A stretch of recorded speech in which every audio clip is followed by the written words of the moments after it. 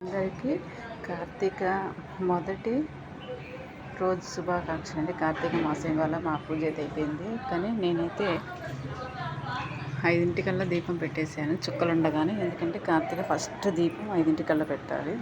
ఇంకా తెల్లారలే, కొంచెం తెల్లారుతుంది.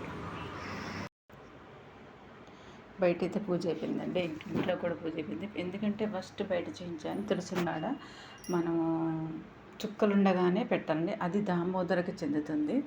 సూర్యభగవానుడికి వచ్చింది చేసింది విష్ణుమూర్తికి చెందుతుంది. సాయంత్రం చేసేది లక్ష్మీదేవికి చెందుతుంది.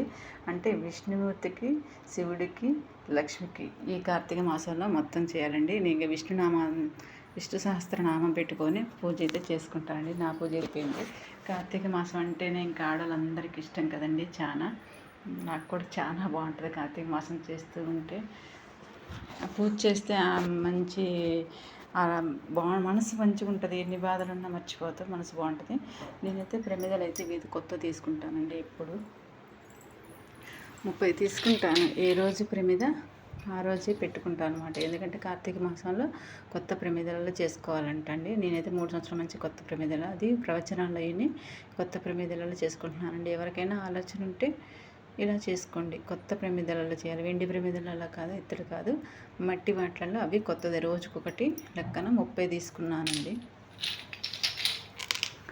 మా పూజ అయితే అయిపోయింది. మీ పూజ అయిపోయింది. అయిపోయి కామెంట్ బాక్స్లో కామెంట్ చేయండి. అందరికీ బాయ్ అండి.